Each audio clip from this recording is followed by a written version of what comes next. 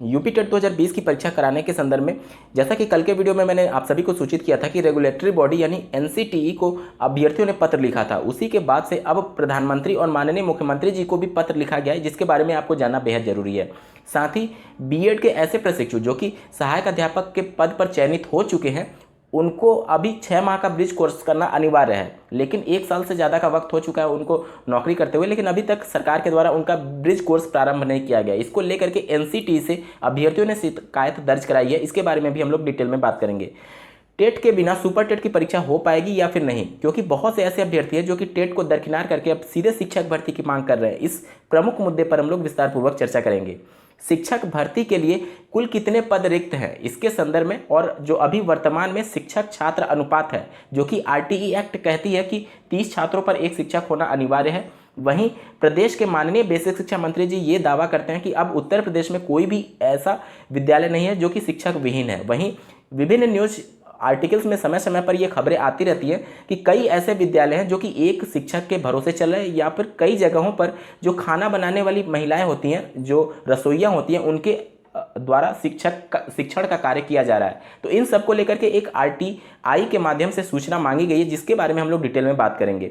DElEd सत्र 2021 में अब तक कुल कितने आवेदन हो चुके हैं, आप डेटा जान करके आश्चर्य हो जाएंगे, तो इस वीडियो के साथ बने रहिएगा। बीएड प्रवेश परीक्षा के लिए कुछ एग्जाम सेंटर्स बदले गए हैं। यदि आप भी बीएड प्रवेश परीक्षा में सम्मिलित होने जा रहे हैं तो यह वीडियो आपके लिए बेहद महत्वपूर्ण होने वाला है। इसके अलावा शिक्षा जगत से जुड़े कुछ तमाम खबरों को भी हम लोग डिटेल में देखेंगे, तो अंत तक जरूर बने रहिएगा इस वीडियो के साथ, बिना किसी पार्ट को स्किप किए हुए।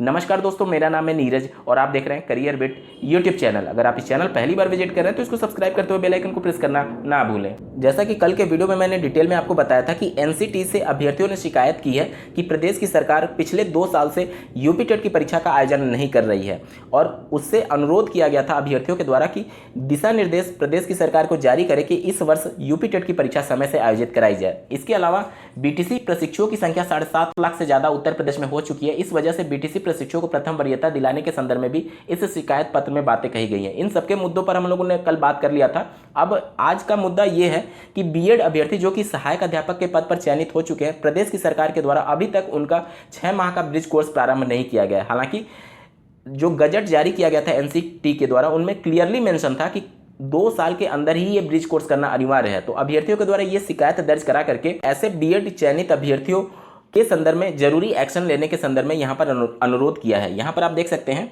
इन case of Uttar Pradesh approx 37,000 BEd candidates are doing job of primary teacher without doing bridge course. Respected sir, kindly consider above matter and take necessary needful action. ये प्रदेश सरकार की जिम्मेदारी थी कि सभी बीएड प्रशिक्षुओं के लिए ब्रिज कोर्स का प्रारंभ किया जाए, लेकिन अभी तक प्रदेश सरकार सो रही है और ब्रिज कोर्स के संदर्भ में कोई भी एक्शन नहीं लिया गया। बढ़ते हैं दूसरी खबर की तरफ। यूपी टेट की परीक्षा समय से आयोजित करने के संदर्भ में अभ्यर्थियों के द्वारा माननीय राष्ट्रपति महोदय को एक पत्र लिखा गया। इसके अलावा आप देख सकते हैं वाइस प्रेसिडेंट ऑफ इंडिया को, इसके अलावा प्राइम मिनिस्टर को और एजुकेशन मिनिस्टर को ये पत्र लिखा गया है दिनांक 3 अगस्त 2021 को। आप देख सकते हैं इसके संदर्भ में यही जानकारी दी गई है कि कोविड-19 की वजह से यूपी टेट का आयोजन वर्ष 2020 में नहीं हो पाया और 2021 में भी संभावनाएं कम दिख रही हैं, जिस प्रकार से प्रदेश सरकार कार्य कर रही है। तो यहाँ पर एनसीटीई की गाइडलाइन ये कहती है कि साल में 2 बार टीचर एलिजिबिलिटी टेस्ट की परीक्षा होनी चाहिए। लगभग पिछले 2 सालों से टीचर एलिजिबिलिटी टेस्ट की परीक्षा नहीं हो पा रही। इसी के क्रम में ये शिकायत पत्र लिख करके माननीय प्रधानमंत्री, माननीय राष्ट्रपति, उपराष्ट्रपति और माननीय केंद्रीय शिक्षा मंत्री जी से अभ्यर्थियों ने अनुरोध किया है कि प्रदेश सरकार को निर्देशित करे कि टीचर एलिजिबिलिटी टेस्ट की परीक्षा जल्द से जल्द आयोजित किया जाए। इसके साथ ही उन्होंने इस बात पर भी जोर दिया कि अन्य राज्य सरकार, जिसमें हरियाणा सरकार और इसके अलावा उत्तराखंड सरकार ने टीचर एलिजिबिलिटी टेस्ट इसी वर्ष 2021 में 24 मार्च और 3 जनवरी 2021 को आयोजित करा ली है। तो अभ्यर्थियों ने खुले तौर पर प्रदेश की सरकार पर आरोप लगाया कि सरकार जानबूझ करके यूपी टेट की परीक्षा का आयोजन नहीं कर रही, जबकि उसके लिए शासनादेश भी जारी हो चुका था, सब कुछ अनुमति मिल चुकी है, बावजूद इसके यूपी टेट को जानबूझ करके डिले कराया जा रहा है। 3 अगस्त 2021 को एक आरटीआई यानी कि राइट टू इन्फॉर्मेशन के तहत ये सूचना मांगा गया है प्रदेश की सरकार से। पहला सूचना ये मांगा गया है कि 31 जुलाई 2021 तक उत्तर प्रदेश के परिषदीय प्राथमिक विद्यालयों में कुल कितने शिक्षक कार्यरत हैं और कुल कितने बच्चे इनरोल्ड हैं प्राइमरी स्कूल में। दूसरा प्रश्न इनके द्वारा ये पूछा गया कि 1 मार्च 2017 से 31 जुलाई 2021 तक कुल कितने शिक्षक रिटायर हुए हैं। तीसरा प्रश्न ये पूछा गया कि आरटीई एक्ट 2009 के अनुसार जो शिक्षक छात्र अनुपात है, मतलब एक शिक्षक 30 छात्रों पर होगा, तो क्या इस अनुपात के अनुसार प्रदेश की वर्तमान सरकार टीचर स्टूडेंट रेशियो से सेटिस्फाइड है या फिर नहीं। चौथा प्रश्न ये है कि 31 जुलाई तक उत्तर प्रदेश के परिषदीय प्राथमिक विद्यालयों में शिक्षकों के कितने पद खाली हैं। इस ऑनलाइन आरटीआई का जब जवाब आएगा मैं फिर से आपको वीडियो के माध्यम से सूचित करूंगा कि प्रदेश सरकार इन सभी आंकड़ों पर क्या कुछ डेटा प्रस्तुत करती है।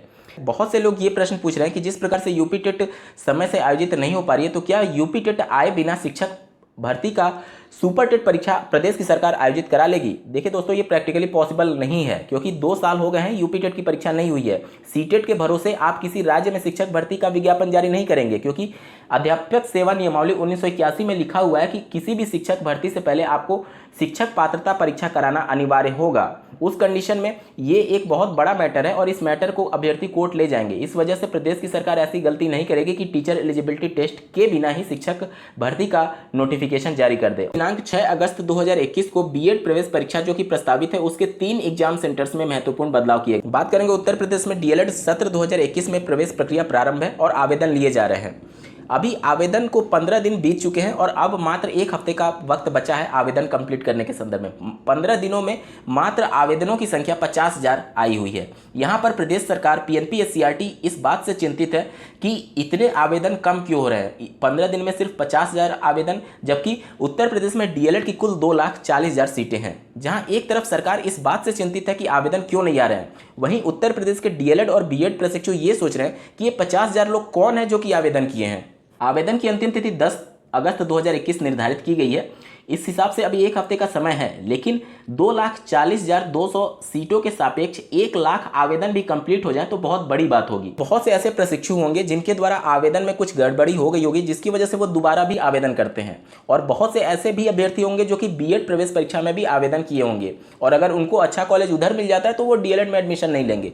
तो ये 50,000 का जो आंकड़ा दिख रहा है वो एक तरीके से बबल टाइप का है। इसमें से ऐसे अभ्यर्थी जो सीरियस होंगे डीएलएड में एडमिशन लेने के लिए वो बहुत ज़्यादा होंगे, तो 35-40 हज़ार ही होंगे। अब समय आ गया है कि प्रदेश सरकार इन सभी मुद्दों पर गंभीरता से विचार करे, या तो डीएलएड कोर्स को बंद कर दे, या फिर अगर एडमिशन प्रक्रिया चालू रखनी है और बेइज्जती होने से बचना है तो कम से कम डीएलएड के अधिकारों पर फिर से विचार करे, उनको भी कुछ मौके दे, ज़्यादा मौके दे, बीएड के बराबर मौके दे, तब जाकर के डीएलएड का वजूद बचेगा। अन्यथा की कंडीशन में सिर्फ इसी प्रकार से फॉर्म ओपन किए जाएंगे और इसी प्रकार से 10-15% ही सीटें भर पाएंगी निजी डीएलएड संस्थान में, क्योंकि सरकारी जो कॉलेज होते हैं, डायट होते हैं, उनमें तो 100% चांसेस हैं कि उम्मीदें हैं कि सीटें भर ही जाएंगी, क्योंकि उनकी फीस बहुत कम होती है। लेकिन निजी डीएलएड संस्थान फीस के अलावा भी लगभग 2 गुना उतना वसूल लेते हैं अवैध वसूली के रूप में। तो ये सभी कुछ समस्याएं हैं जिस पर सरकार कभी भी जिम्मेदारी से ध्यान नहीं देती है, और ना ही जो डायट होते हैं उनके द्वारा इस मुद्दे पर ध्यान दिया जाता है, जिसकी वजह से आज डीएलएड कोर्स बिल्कुल गर्त में जा चुका है।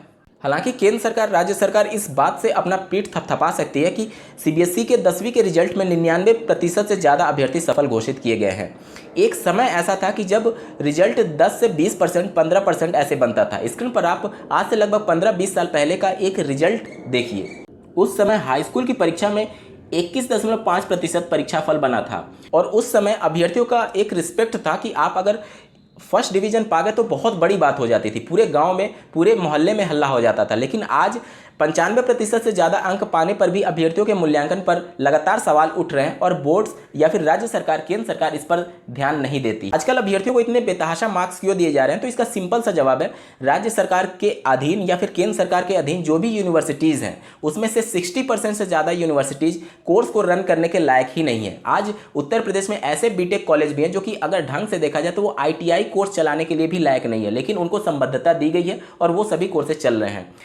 अभ्यर्थियों को जब इतने बेतहाशा मार्क्स दिए जाते हैं तो उनके अभिभावकों के भी मन में ऐसा प्रतीत होता है और आता है कि हमारे बच्चे बहुत ज़्यादा योग्य हैं और 90%, 95% मार्क्स लेकर के आ रहे हैं, तो वो भी एक सपना देखने लगते हैं कि हमारे बच्चे भी इंजीनियरिंग, बीटेक, मेडिकल जैसे फील्ड्स में जाएंगे, जबकि वो बच्चे उस योग्य नहीं होते हैं। बोर्ड्स की गलत मूल्यांकन पद्धति की वजह से वो 90% अंक पाए हैं। तो यहाँ पर वो सभी कॉलेज जो कि गलत तरीके से संबद्धता प्राप्त किए हैं या फिर राज्य सरकारों की अनदेखी की वजह से संबद्धता प्राप्त किए हुए हैं, उन सभी सीटों को भी तो भरना है। राज्य सरकार के ऊपर भी उन सभी कॉलेज का प्रेशर रहता है कि हमारी भी सीटें भरनी चाहिए। तो जब अभ्यर्थियों को ज़्यादा अंक दिए जाएंगे, ज़्यादा अभ्यर्थी पास होंगे, तो वही सब तो जाकर के वो योग्य तो है नहीं कि अच्छे कॉलेज में एडमिशन मिल पाए, तो वो वहीं सब जाकर के कुकुरमुत्ते की तरह जो कॉलेज खुले हुए हैं उसमें जाकर के एडमिशन लेते हैं। वो भी खुश कि हमारा बच्चा बीटेक कर रहा है। दूसरा, ऐसे भी अभ्यर्थी खुश जिनको फेल होने की भी समस्याएं थी, वो आज 90% लेकर के पास हो रहा है। तो इन सभी मार्किंग सिस्टम पर सवाल उठना चाहिए,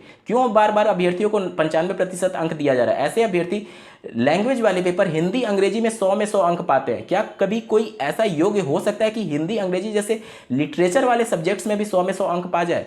ये शिक्षा को बढ़ावा नहीं दिया जा रहा, बल्कि शिक्षा को चौपट किया जा रहा है। आप सिर्फ योग्य अभ्यर्थियों को आगे बढ़ने का मौका दीजिए, तब जाकर के योग्यता आएगी। आज एक रिपोर्ट ये कहती है कि बीटेक करने वाले लगभग 70% अभ्यर्थी योग्य नहीं हैं। क्यों ऐसा हो रहा है? क्योंकि जबरदस्ती अभ्यर्थियों को एडमिशन दिलाया जा रहा है, उनको ये आश्वासन दिया जा रहा है और उनके मन में ये प्रलोभन दिया जा रहा है, नंबर्स डाल करके, जबरदस्ती नंबर दे करके कि आप योग्य हैं, आप बीटेक कर सकते हैं, जबकि वो योग्य नहीं है। अगर मार्किंग सिस्टम सही रहता और अभ्यर्थियों को पहले से ही बैरियर लगा करके उनको सही मार्किंग की जाती, तो अभ्यर्थी भी सोचते कि हम शायद इस लाइन में जाने के लायक नहीं है, हम अपना 4 साल बीटेक करके या फिर मेडिकल के फील्ड में जा करके या फिर किसी अन्य तैयारियों में क्यों बर्बाद करें। जब हमको पता है कि हम इस लायक हैं तो हम उसी फील्ड में मेहनत करेंगे, हमारा समय भी बचेगा और साथ ही साथ हमारे पैसे भी बचेंगे। और जो बेरोजगारी इस समय दिखाई जाती है कि इतना बेरोजगार युवा हैं जिसमें ग्रेजुएट सबसे ज़्यादा है, तो वो सब इसी वजह से हो रहा है कि फालतू में सरकार ग्रेजुएशन अभ्यर्थियों को करा रही है, जिसका कोई मतलब नहीं है। क्योंकि प्रदेश की सरकार आंकड़ों को गिनाने के लिए ही सिर्फ ग्रेजुएशन करा रही है।